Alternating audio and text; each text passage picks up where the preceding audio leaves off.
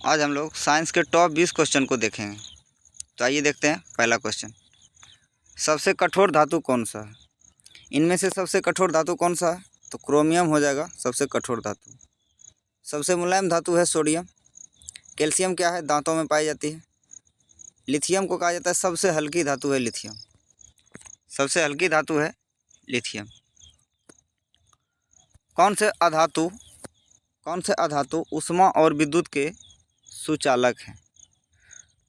तो कौन से अधातु ऊष्मा और विद्युत के सुचालक है? तो इसका आंसर हो जाएगा ग्रेफाइट। ग्रेफाइट ऊष्मा और विद्युत के सुचालक होते हैं।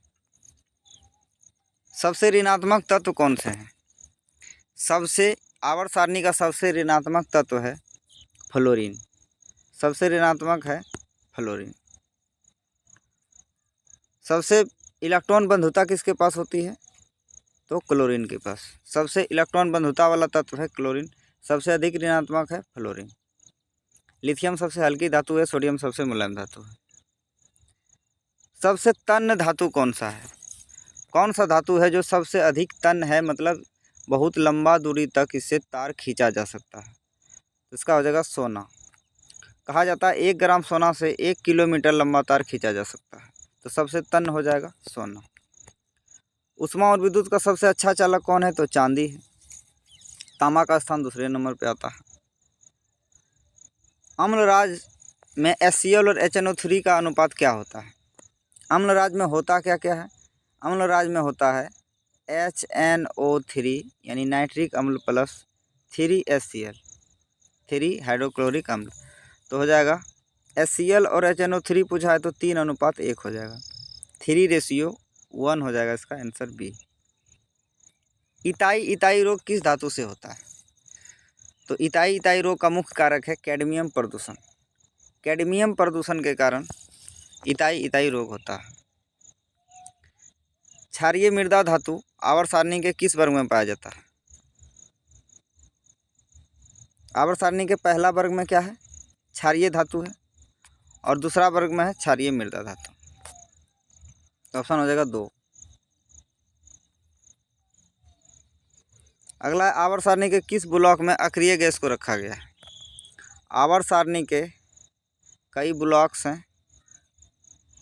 S block, P block, D block और नीचे एक ब्लॉक बनता है, 2 ब्लॉक बनता है जिसको F ब्लॉक कहते हैं।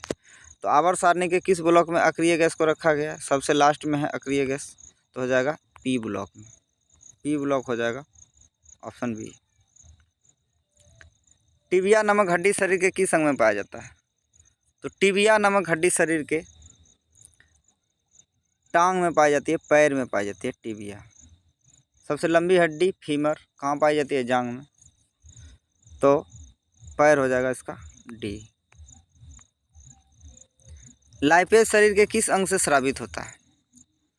तो लाइपेज कहाँ से स्रावित होता है? इसका सही आंसर हो जाएगा लाइपेज होता है अग्नाशय से। अग्नाशय से 3 रस लाइपेज, एमाइलेज और ट्रिप्सिन, ये तीनों स्रावित होता है अग्नाशय से। अमाशय से क्या होता है? HCl होता है, पेप्सिन होता है और रेनिन होता है, ये तीनों होता है अमाशय से। लीवर से क्या स्रावित होता है? तो पित्त रस स्रावित होता है लीवर से। छोटी आंत में क्या होता है? तो भोजन का पूर्ण पाचन होता है छोटी आंत में, और भोजन का अवशोषण भी होता है छोटी आंत में। क्वेश्चन था कि लाइपेज शरीर के किस अंग से स्रावित होता है? तो अग्नाशय से। भोजन का पूर्ण पाचन शरीर में कहाँ होता है? तो भोजन का पूर्ण पाचन होता है, जो बता चुके हैं, छोटी आंत में होता है पूर्ण पाचन, और भोजन का अवशोषण यही होता है। बड़ी आंत में क्या होता है? जल का अवशोषण होता है। चाल किसके बराबर होता है? तो चाल बराबर होता है समय गुना दूरी। समय गुना दूरी चाल होता है। सोडियम की संयोजकता कितनी होती है? सोडियम की संयोजकता कितनी होती है? सोडियम का परमाणु संख्या 11 होता है। इसको तोड़िए 2, 8, 1, तो सोडियम की संयोजकता हो जाएगी 1। ऑप्शन ए हो जाएगा। समुद्र में ध्वनि की गति कितनी होती है? समुद्री जल में ध्वनि की गति कितनी होती है? तो समुद्री जल में ध्वनि की गति होती है 1531 मीटर पर सेकंड। 1531।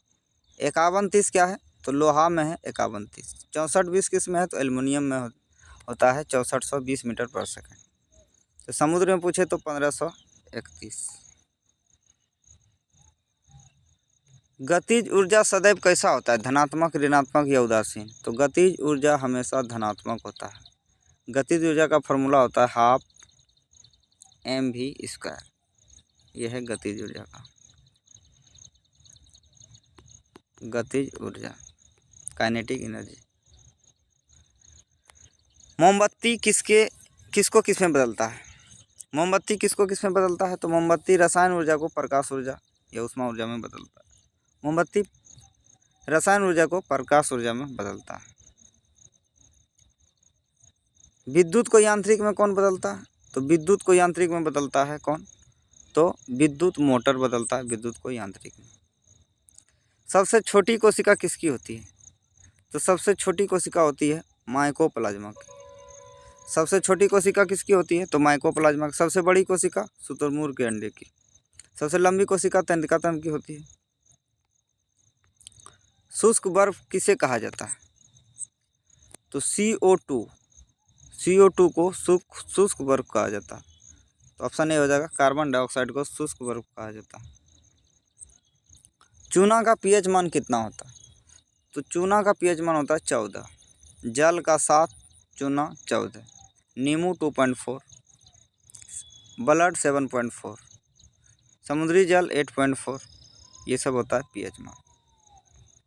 मिश्रित ग्रंथि शरीर में किसे कहा जाता है? शरीर की कौन सी ग्रंथि है जो मिश्रित ग्रंथि, मतलब अंतःस्रावी भी है और बाह्यस्रावी है? तो ऐसा है अग्नाशय ग्रंथि। अग्नाशय जो है मिश्रित ग्रंथि के अंतर्गत आता है। तो ऑप्शन बी हो जाएगा, अग्नाशय। तो आपका क्वेश्चन कंप्लीट होता है। Thanks for watching the video.